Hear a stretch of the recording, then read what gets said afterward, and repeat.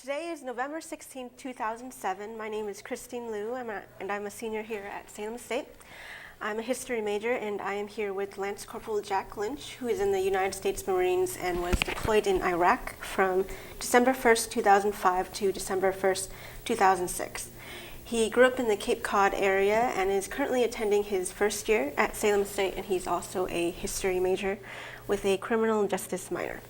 Thank you so much for being here today, Jack. Thank you for inviting me. So why did you decide to come to Salem State? My parents said you should go to college. I told them I want to be in the military. So we kind of met at the crossroads, and I joined the military reserve so I could go to college and be in the military. However, I got deployed before I got a chance to go to college. So now I'm here. How was the transition from military life to college life? It is a little difficult and hard at times because in the military you're told what to do, when to do it. You have a very defined chain of command and people who have to take responsibility for their actions. Yeah. College life, you don't really have that. Yeah. So why did you decide to enlist in the Marines? Truthfully, I wish I could tell you, because I'm really patriotic, because I feel like I want to do more for my country. I really don't know why. I just always knew that I was going to be in the military. Maybe it was family history, maybe it was the way I was brought up, but I just did it because it felt like the right thing to do. Was your father in the Marines or any close family members? My father tried to join the OCS, but he hurt his legs. My grandfather, however, was in the Marine Corps, and I have quite a few other family members who are in different branches of the service. I see. So what did your family members think of you getting deployed to Iraq? Let's see. Well, as I said, my mother really wanted me to go to college before I joined the military, so she was none too thrilled to hear that I had been deployed and hadn't even gotten a chance to go to college. So she was very, very upset. Yeah. My father was kind of, well, hey, he signed up, he knew what he was doing, and he took it a little better, but he wasn't happy. That's what I signed up to do, was to join the military, and I knew I was going to join whether there was a war and or conflict going on or not, so I was ready for it. Did you have any expectations before joining the Marines? About the Marines, did you have an idea of... Did I have an idea of what the Marine Corps was? Yeah. Yeah, when you go to the recruiting stations and you see the different things, you realize, what branch of the service. Air Force, you can fly planes and you get lots of money. Navy, you go on boats. Army, you get to play with tanks, and the Marine Corps, you get to be a Marine, which might not seem like a lot to some people, but the brotherhood and bond that all United States Marines have with each other is it's something you really can't describe. Yeah. So, do you have any really good friends here locally in the Marines, or do you miss them after being in Iraq? Yeah, locally I don't have, since we are a reserve unit, we come from different places. I have to go up to New Hampshire to drill. So you don't have that constant, tight-knit group that you have with like an active duty unit, because they all live in a barracks, they see each other every day, that's their job.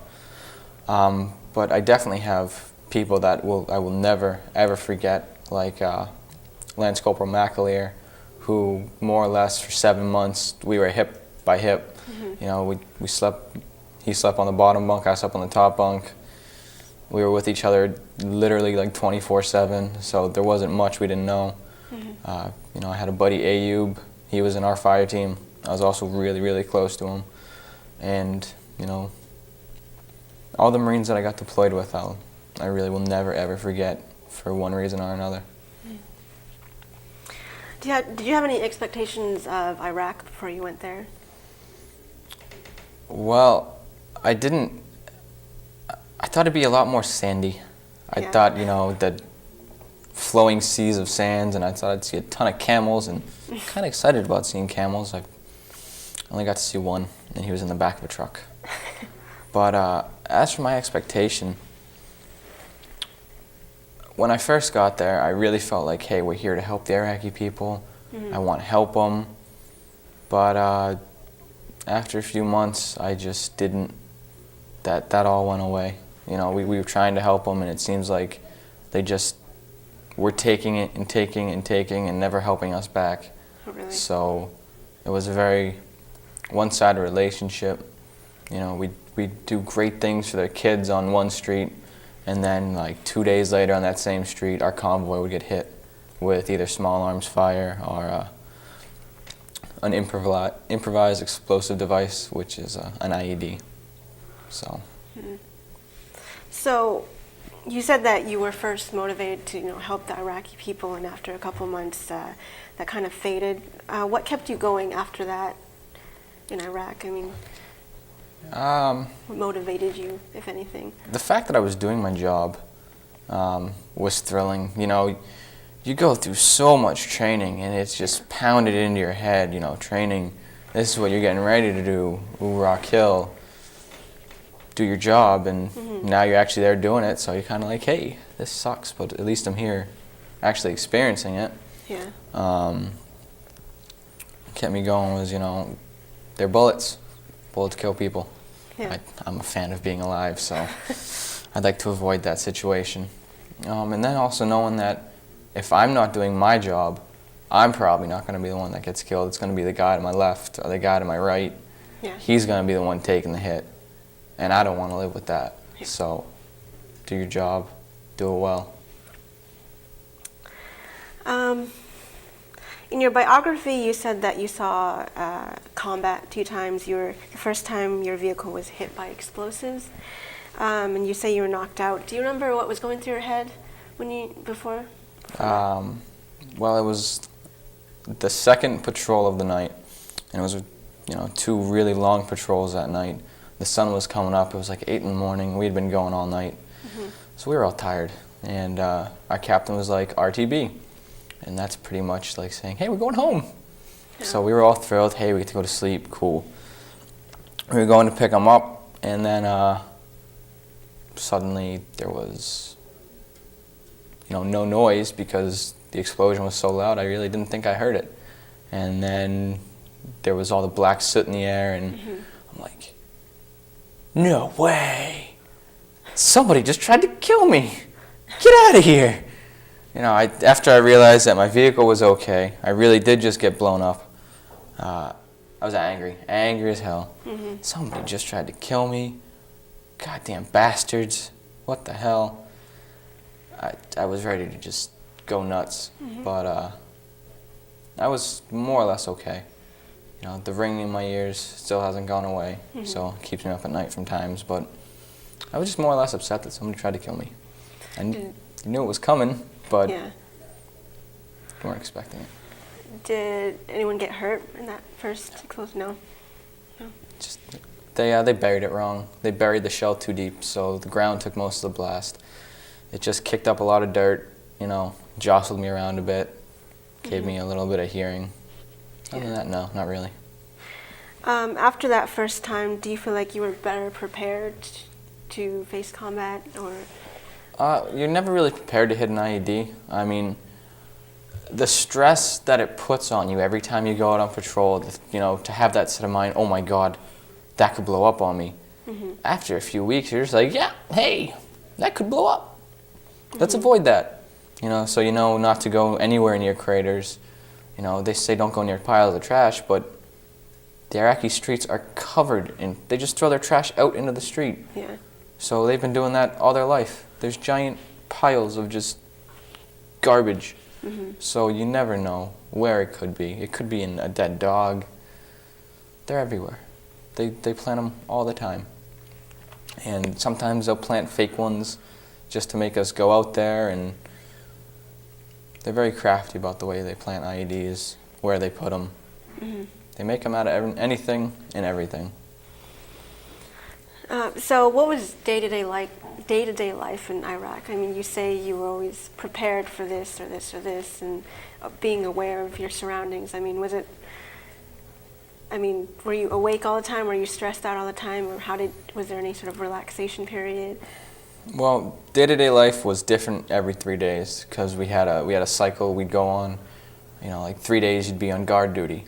So you'd be pulling guard duty 8 hours on, 8 hours off, 4 hours on, 4 hours off for 3 days.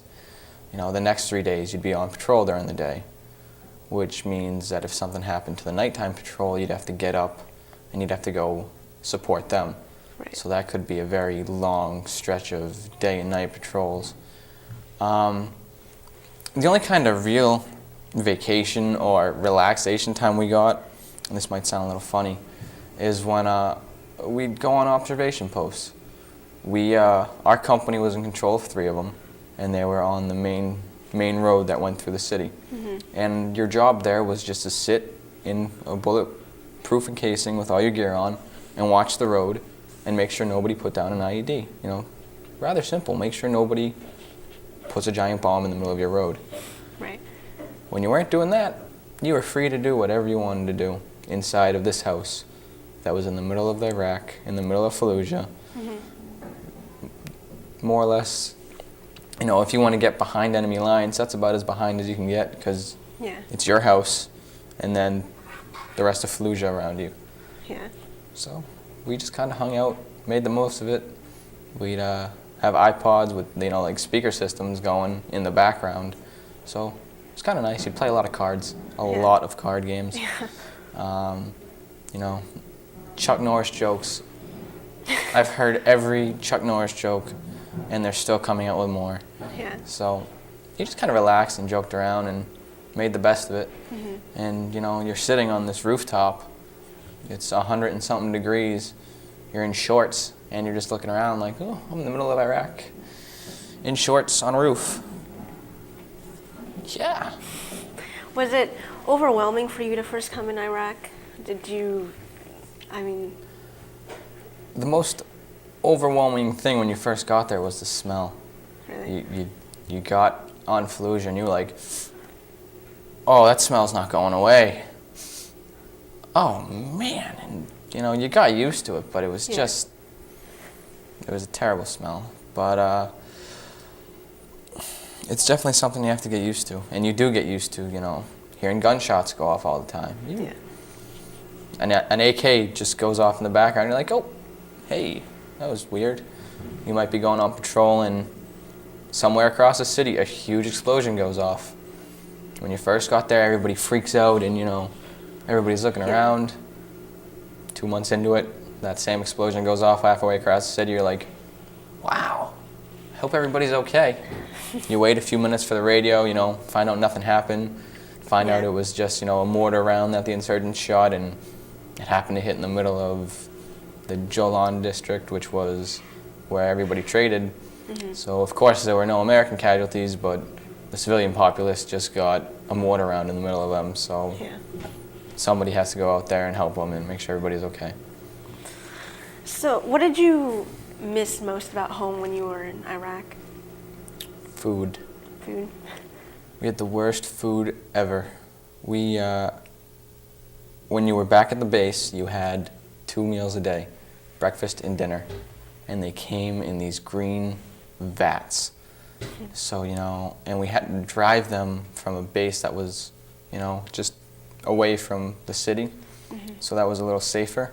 They had a huge chow hall, they had ice cream, they had steak and lobster every Friday. It was great there. We got like cubed beef and egg noodles, and we'd have like Mexican night where we'd have, some kind of taco thing, and the food was not good. Good. The MREs they gave us, which are just, that standard government thing you'll see in a package, you open it, water, food. Well, they had been sitting in these steel boxes or these steel containers for about, years. So they were old and gross, and there was almost nothing edible about them. So you tried to get a lot of food from home. Mm-hmm. Chef Boyardee. Thank God for Chef Boyardee. I mean, you just sit there, pop open a can, and just start eating it right out of the can. I still do that. My parents and my friends are like, why don't you just heat it up? Because I don't need to. I have my can, I have my fork, and I don't need to heat it up. I can just eat it right now. It's a little weird, but you get used to it. Yeah. That and ramen noodles. You got a water heater, you got ramen noodles, you're all set. Good to go. Oh yeah, it's great. So that's what we lived off of, ramen noodles and Chef Boyardee. Did you have a lot of contact with your family? Did they send you, like you said, Chef Boyardee a lot, or? My parents, although they weren't happy I was there, they were so supportive. And as soon as word got out in my hometown that I was, deployed, I was getting packages every day and, just huge boxes. And one of the most important things I got was, socks. Really? I changed my socks like 2 times a day, and when I took off socks, I threw them away. Just threw socks away. Yeah. So that was like 2 socks for 7 months every day, just a fresh pair. That was nice. I liked it. I can't do that at home as much because, well, socks are expensive. Yeah. Yeah, my parents, a lot of letters, a lot of letters. And, AIM and email are our lifeline. When you don't have that anymore, you actually have to get the paper, the pen, and do that funny writing thing. Yeah. Not as much fun, and my writing is terrible. So it's just chicken scratch all across the page, and when you got nothing to do, you're just sitting there writing a letter, and sometimes all of a sudden you have like 6 pages of a letter. You're like, oh my God, I've done nothing, but I have 6 pages of nothing. Send it home, and your family back home is thrilled to read it. 6 pages of you doing nothing, just because it's something. Yeah. They're just happy to Yeah. get it. So we had no internet, we had no email, but we did have something called a sat phone, which is a satellite phone. It's a big old phone, like an old school cell phone with a giant antenna, and that's what we used. But there was like 2 sat phones for the entire company, and that's like 150 to 200 people. 2 phones, 200 people. Yeah, the math doesn't work out very well, so you'd call about once a week, you'd call home. Once a week. Yeah. Did you have like a time limitation on it? They wanted to keep you down to like 15 minutes to a half an hour, give or take. It was only 15 minutes, especially if you had somebody waiting. Yeah. But I mean, you want to call everybody. And you got to figure it might be noon in Iraq when you're calling. It's like 2 in the morning back home. Right. So your family, after like a month and a half, they are used to just waking up in the middle of the night the second that phone rings. Yeah. And they'll answer it, and they're tired, but they're happy to hear from you. Yeah. It's nice. Did you just most of the time call home to your parents, or did you? At the time I was dating, so yes, I called home whenever I could.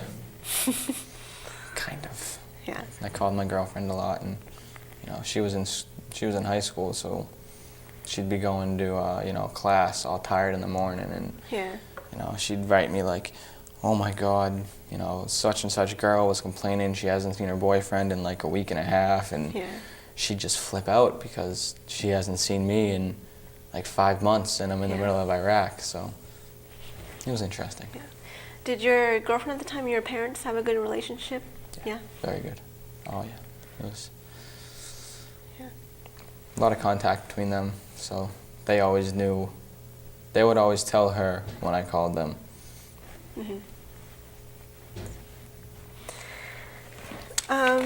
What would you like others to know about Iraq that maybe we don't normally hear about in the media, or is portrayed inaccurately in the media?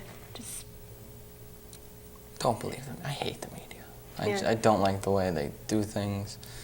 Everybody's got a political agenda. Yeah. So everything's has a different spin on it.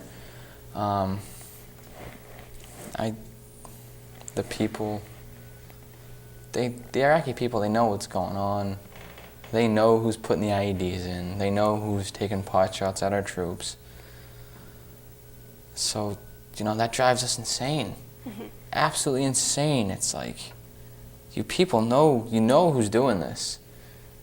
as soon as we get the terrorists out of Iraq, there's no need for us to be here anymore. We leave.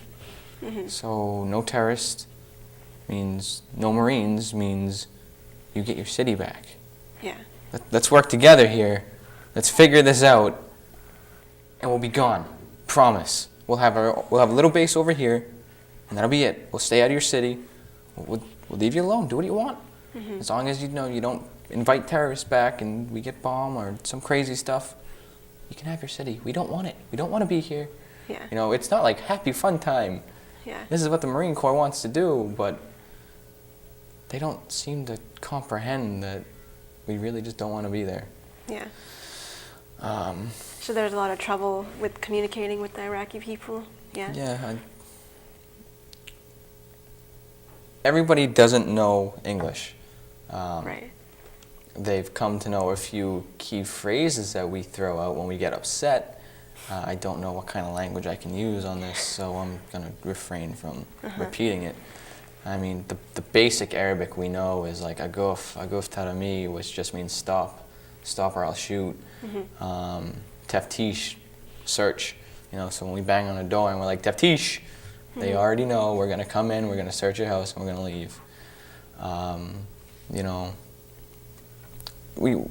The Arabic we know isn't, happy, nice Arabic. It is very specific commands.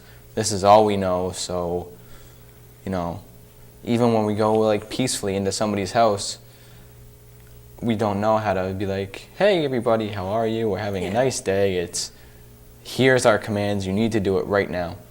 So communication tends to be a little broken up unless you have a translator.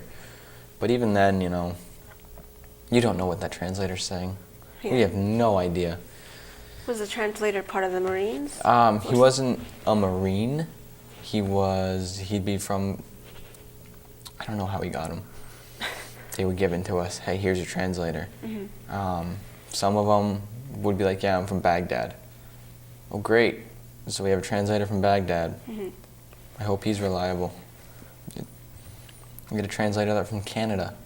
I don't know how we got a Canadian Arabic speaking. It was just funny. Yeah. So, there's that layer of communication that we just find hard to break. And like I said, we go there and we really don't want to have any trouble. We're not like, hey, please shoot at us today so we can put 1,000 rounds downrange. We just want to get there, make sure everything's secure, and do our job. And if we had more help from the Iraqi people, or the Iraqi police, or the Iraqi army, we really wouldn't have a need to be there. So I guess that's the only thing I'm trying to say is if we had more support from the Iraqis themselves, there'd be less we'd need to do, and there'd be less of our involvement, and we can move on.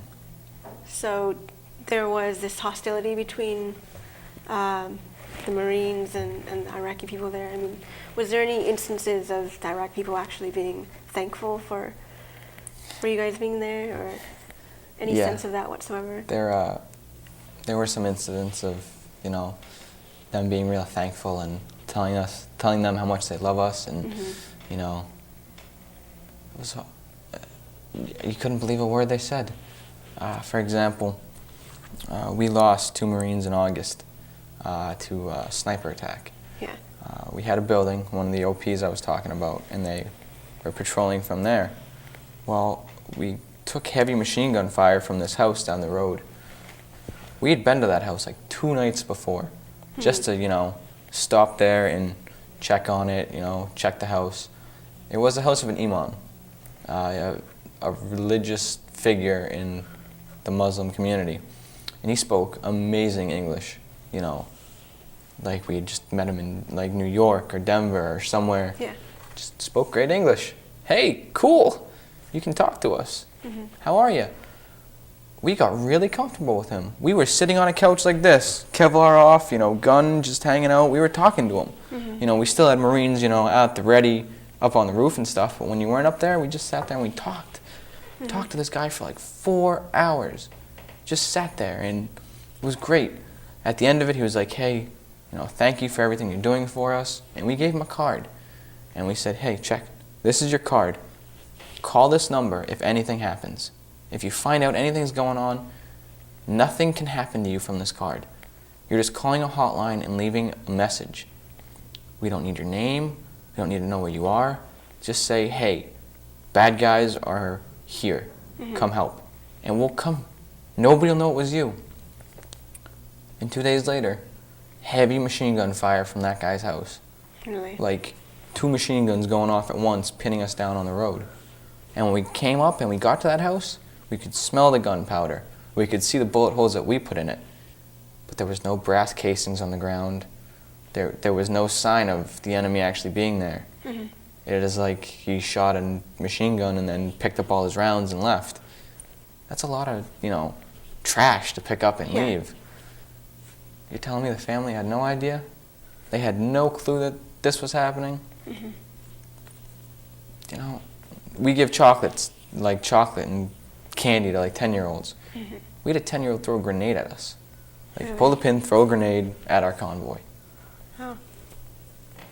How you supposed to deal with that? Yeah. It's just,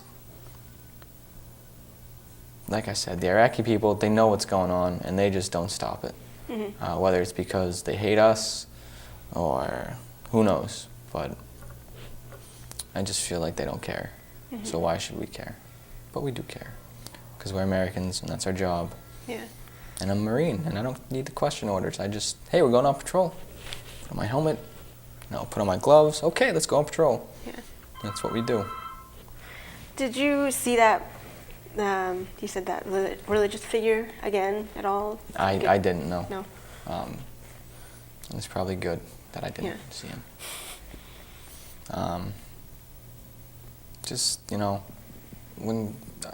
When I was on a random patrol, we were in a house, and I was just on overwatch on the people. And I noticed all the girls were huddling in the corner, crying when they were looking at me. And I'm like, I haven't done anything. I'm just standing here. The translator came in and was like, why are these girls crying? I'm like, I don't know. Do I speak Arabic? Ask them. And one of them pointed to me and pointed to my chest and, was talking to him. He came back over and, I had a K-bar, which is our knife. I had a knife right here. Oh. And he took it out and said, see this? I'm like, yep. He says, the terrorists or other Iraqis tell them that U.S. Marines will cut their toes off. Oh, really? And I was like, oh, so they think I'm going to take this and I'm going to cut their toes off. Oh. Great. I'm actually on a toe collection. I'm running low. Yeah, because that happens ever. And so, it's crazy. So do you think part of their hostility towards the Marines was the terrorists kind of poisoning them at all? Like you said with the toes? Yeah, the terrorists definitely do spread their own propaganda. Yeah. And obviously the terrorists have more ability to be with the local population more than us. Yeah. So, our big thing is that we're going out there to where we're like, hey, we're going to give you security and protect them. And then as soon as we leave, the terrorists come in and say, okay, who believes it? Come here, and then they'll cut somebody's head off, leave it on the ground, and how can they believe that we're going to protect them against the terrorists when the Iraqi policeman just had his head cut off and put on the ground? It's crazy stuff like that. The terrorists definitely use propaganda really well. Do you miss anything about Iraq? I've been asking myself that a lot lately. I do. I miss the camaraderie. I mean, just the bond I had with 1st Platoon, Bravo Company. 1st Squad was amazing. I would gladly just do anything for any of those guys, from, Sergeant Garcia, my platoon sergeant, now Sergeant Lee, who, saved my life twice, to, I could list off everybody, Cortelli, Dunstrom, Sergeant Weeks, Doobie, Rogers, all my boys in 1st Platoon, 1st Squad. It was great. I turned 19 in Iraq, and at age 19, I had an M4, I had a pistol on my hip, I had a grenade, and when I walked up and down the streets of Iraq, I was like the law, more or less, you know. Yeah. If somebody looked at us funny, we had full right to go over there and just start questioning them, ask them, hey, what are you doing? Why are you counting us? Why are you counting the number of people that Yeah. just, now I'm back home and I'm just, hi, I'm Jack Lynch. I go to Salem State. I felt useful. I felt like I was actually accomplishing something with my life over there. Yeah. As weird and as little sense as that might make, I felt like I was being a good Marine, and that means a lot to us, because they just, it's training, and they train it. Hey, be a Marine, hoorah. You know, I'm in the infantry. That's our job. We go out, we do patrols, we secure things, locate, close with, and destroy the enemy. And it was our job, and I had a tight-knit group of people. It was great. Yeah. You know, at the end of the day, we had something called gay soup time. And we'd just sit around the little hot water maker, and we'd sit around and eat ramen noodles. Yeah. Just sit there, eating ramen noodles and talking. We had nothing really new to talk about, but we just sat there. Everybody had those stupid soup things, and we sat there and ate soup, and it was fun. Yeah. As weird as weird as that might sound, it was one of the highlights of the day. Just to, Yeah. all right, everybody, get your soup out. It's soup time. Sergeant Garcia would get soup. We'd all just sit there. What was I going to ask? What would you tell a Marine who's going to Iraq for the first time? You need an iPod. You need to go get a 60 gig video iPod, even though you might never fill it up. You need it. And get a case for it too. I didn't have a case. My iPod's beat up pretty hard. Fill it up with all the music that you can, all the videos that you can, and that's your lifeline. You will sit there, you will listen to the same CD over and over and over again, just because that's all you have to do. Make sure you got stuff to write with. Make sure you get iPod speakers too. Those are fun, and everybody gets to listen. Yeah. You know, make sure you know basic first aid. To this day, I joke about it with all my friends. You know, they talk about getting cut, or you know, they thought if an accident happens, I'm like, it's okay. I'll just throw a tourniquet on it. Everything will be all right. Because that was one of the, you know, the first aid things we learned are, hey, here's a tourniquet. Use a tourniquet, because we're going to get medical attention to them within like 2 hours. So a tourniquet wasn't a bad thing. Yeah. Direct pressure, you know how to do all your medical stuff. Make sure you're buddy-buddy with your corpsman, because the corpsman's the guy with the morphine. Yeah. Just rely on your training. They train you well, and make sure you learn from the guys that are there. The guys that you go to relieve, pick their brains. Learn everything about your AO that you can. Do you want to go back to Iraq? Yeah, I just volunteered myself back. Yeah. Bravo 225, I believe. They're out of New York. They're going back, and they're getting deployed. And I know a few of the guys, and I guess they need to be augmented, which means they just need more people. We have a bunch of guys who haven't gone, so I can't see myself getting redeployed. But I did call up my chain of command and said, hey, if you need people, send me back. Yeah. My friends are not thrilled at all about the fact that I did that. They think I'm crazy. My mom just found out recently, actually. I forgot to tell her. Truly, I forgot to tell her. I didn't think it was a big deal, and she wasn't thrilled. My cousin Andy, he wasn't happy. He's been like my bigger brother, and he thinks I'm absolutely out of my mind. But then again, he's, you know, a structural engineer living in California, working on these giant houses. He got a full boat to Northeastern. Life's a little different. Yeah. He's got that math thing down. I'm like, 2 + 2, 5, 4, somewhere in there. So, you know, I'm very proud of what I do. I'm very, very proud of being a Marine. And when I look at like World War II veterans, World War II Marines, who, you know, They were given a pat on the ass and said, "Hey, you're going to war. Come back when it's over." Mhm. They were there for like 4 years, 2 years. I was only there for 7 months. That's nothing. We still have Marines that are going over there. They're like on deployment number 6. Yeah. I've only done 1. My friends say, that's more than 80% of the people around you have done. And I'm like, well, I just don't feel like I've done enough. I don't feel like I've, done all I can. So that's part of the reason why you want to go back? Yeah, I feel like I can just do more. And, as crazy as it sounds, it's part of being a Marine. Mhm. I want to go and I want to help other Marines. Did you find it really hard to talk about Iraq when you came back home to your family? Yes and no. I'll be more than happy to talk about it with anybody. Mm-hmm. But, I'm not going to lie. There's been nights where I've been trying to go to sleep and I'll just lie awake in my bed thinking about Iraq for hours. Looking over at the clock, oh, it's only 12. Look back, it's 3:30. I'm like, oh, just go to bed. And I can't. But I don't find it too hard to talk about it. I'm pretty open. Mm-hmm. What was the hardest adjustment for you coming back home from Iraq? Well, when I first got back, if anybody made a loud noise around me, I was on the ground, trying to find cover. We have an air compressor at my house, and one day somebody released it, and that makes a huge popping noise. It sounds like a gunshot. Yeah.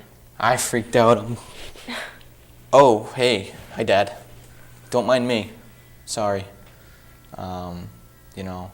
I still don't drive near potholes because Oh, really? you never know. It could be an ID in any pothole. So, just stuff I'll never really get over. But Yeah. that's just a way of staying safe. Yeah. Do you want to stay in the Marines for the rest of your life, or do you have any other career aspirations? Right now, I'd be more than happy to be like, yeah, I want to stay and be a lifer.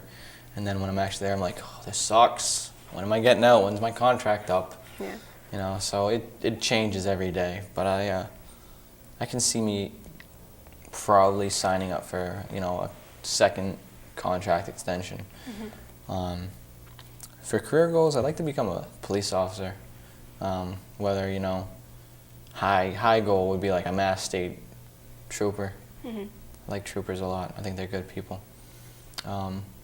But then again, local PD is also really cool too. Yeah. Living in the community and knowing everybody, and I just sometimes I find it a little hard to get, talking with police departments and stuff. So I do want to become a cop. Hopefully my military background will help me. Yeah. But yeah, that's a goal I do have. Is there anything else you'd like to add? Anything you'd like to say that I haven't asked you about, or?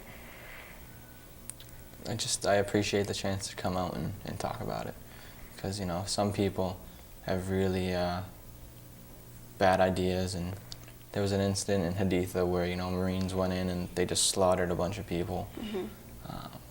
But what people don't understand is, I was telling you about that really close, tight group. Yeah.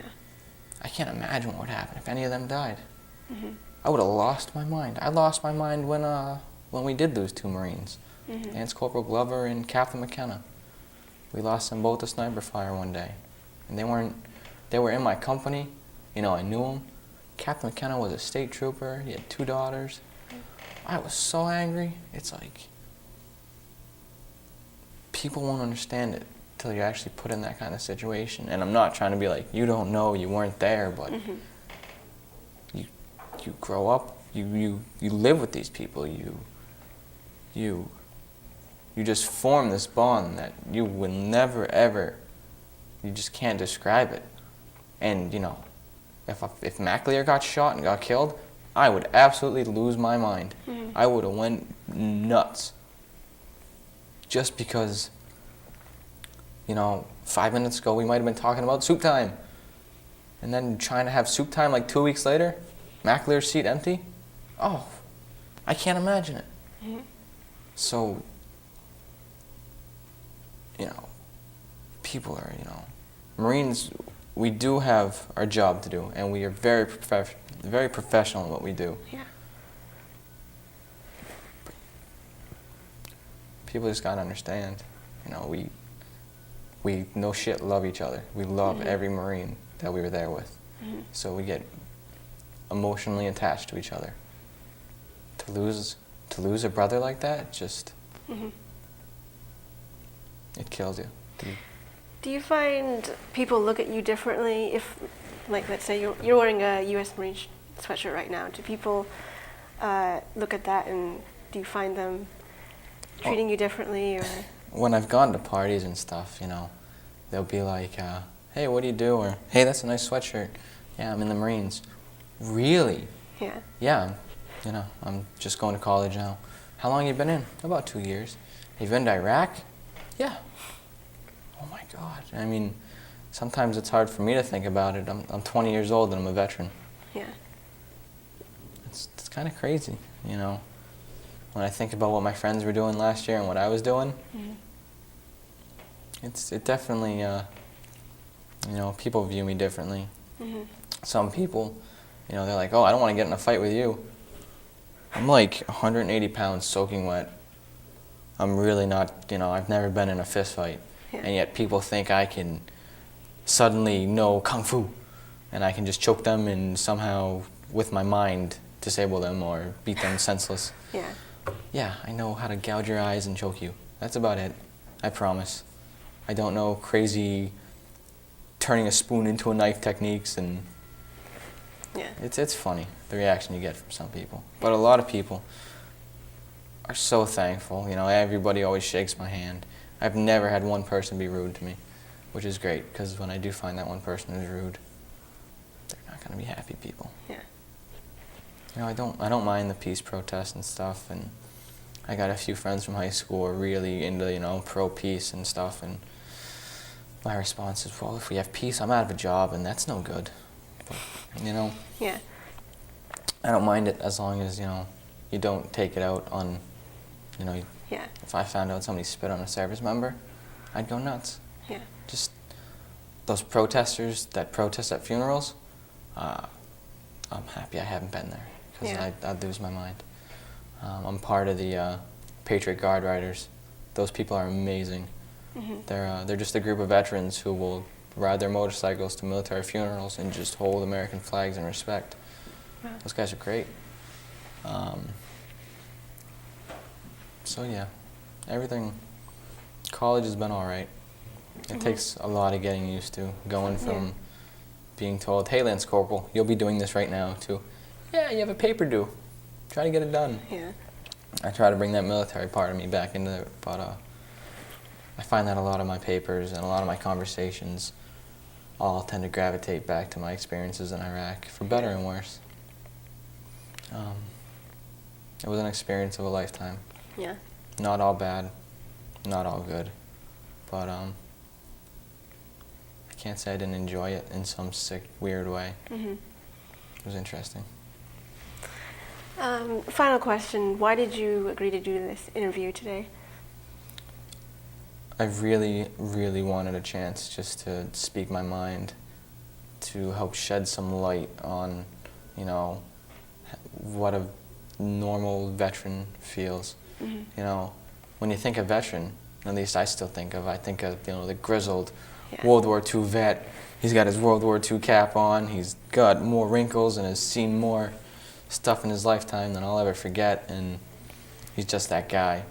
And when people find out I'm a veteran, and when I think of it, oh, I'm a veteran, it's weird. Definitely sets me apart from my peers, for better and worse. Sometimes I wish I'd never experienced what I have, so I could just, be a normal college student. But I won't be. I'll always have those thoughts of Iraq, always thoughts of my buddies. When we got shot at one night, just looking up and seeing tracer rounds go over my head, they're just orange, like laser. They look like lasers almost, and sitting there laughing to myself, thinking I'm in Star Wars somehow. and hearing rounds go off the door and stuff. And my friends, you know, they look at me funny sometimes when the door slams and like, what the hell was that? Yeah. They don't do that. They just think it's funny, and I'm like, oh man, it's hysterical. Yeah. I love being a Marine. I love everything I've done. Mm-hmm. And I'm happy about it. I wouldn't change anything.